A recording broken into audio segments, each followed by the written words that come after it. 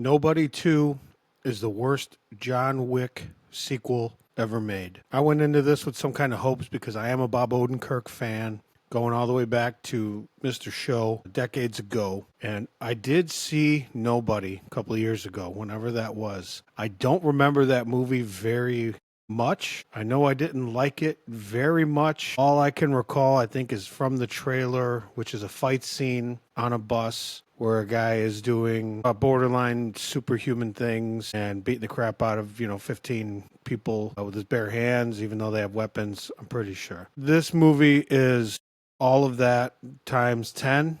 They use every trope you can imagine when it comes to the underworld and teams of special assault soldiers with automatic weapons with lasers and everything. It's just all bad, unfortunately. I feel terrible about the $15 I spent on this ticket. I would definitely not go see it. I mean, I'll probably tell some spoilers, but it's nothing that's gonna really spoil it. So the problems with it, and I tend to jump around on these things. What leaps to mind is the terrible soundtrack. And it's not just the volume of the music, although it was almost aggravating. It was the choices of songs. I don't remember what they were, but they didn't really fit. I get what they were trying to do. Maybe it was trying to juxtapose it to the violence. And look, I'm all for gratuitous violence in movies. I have no problem with it, but it's got to be woven somehow into some kind of narrative, which they don't do any of. So I'll finish off on the music.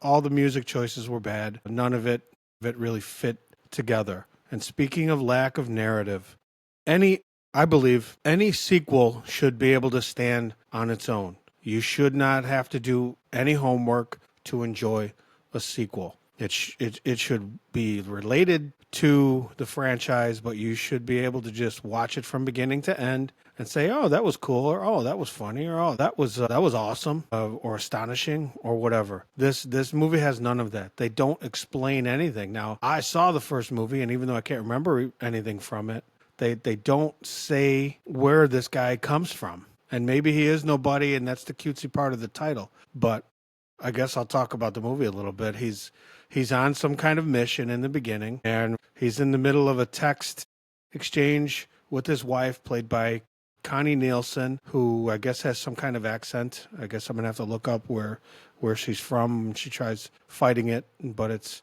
leaking out. But he's going through a text fight with his wife, kind of, or discussion, while he's beating up a bunch of killers half his age with his bare hands. And I get it. It's fantasy. No problem. But it goes from there. He ends up at home. They're showing his kids, and there's something about his son's got his first black eye, but they never say what happened. You know what? They really should have shown what happened.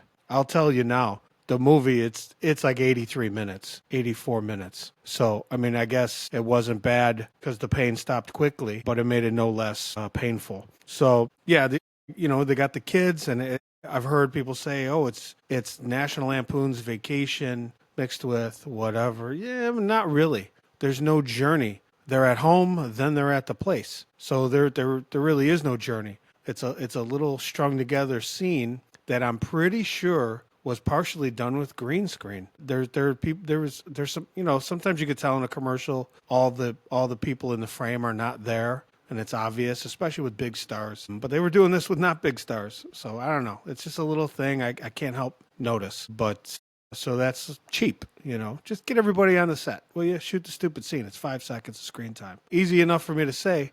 But you know what? $15 is $15. So I got a problem with that. So they have all these kind of unrelated things happening. They're jumping around with characters. There's a bad guy who's all of a sudden a good guy, and then his son, now he's a good guy. Now the good guy, Bob Odenkirk, is saving the son of the bad guy for the other bad guy who's supposed to be friends with the other bad guy.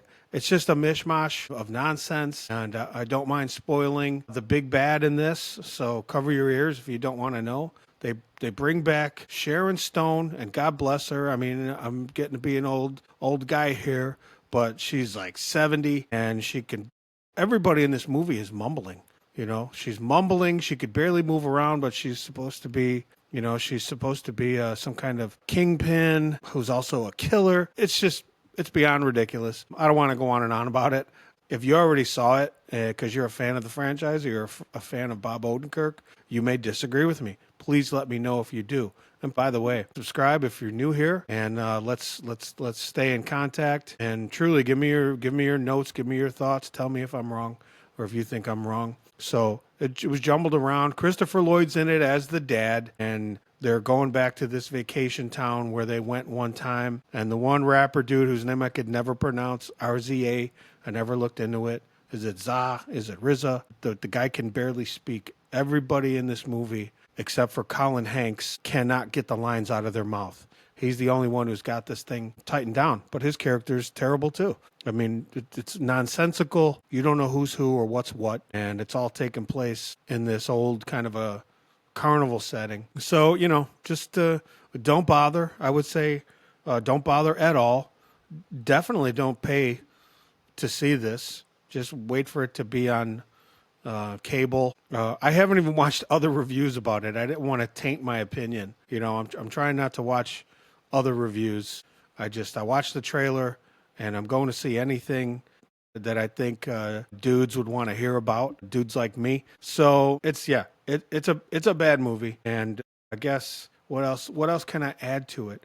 They use every, I guess, all right, there's some explosions in there that I like explosions generally, but they're doing a Rambo thing, and they're also doing a team up thing. Now, is he a one-man wrecking crew? Or does he need help? His wife comes swashbuckling in at some point. I guess she's a killer too now. And, it's just bad. It's a bunch of nonsense. Yeah, Nobody 2. Maybe at some point, I guess I'll go back and watch Nobody, the first one, but I don't see the point. I guess the best thing about this movie is how short it is. So that's all I got today. Nobody 2. That is a do not watch. Definitely do not pay. Okay, that's me. But let me know what you think. Put some comments in here. Please do. Let's talk about it.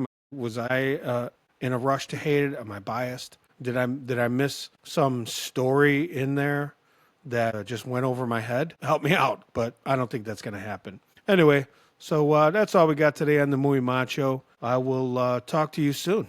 Adios. Later. Bye.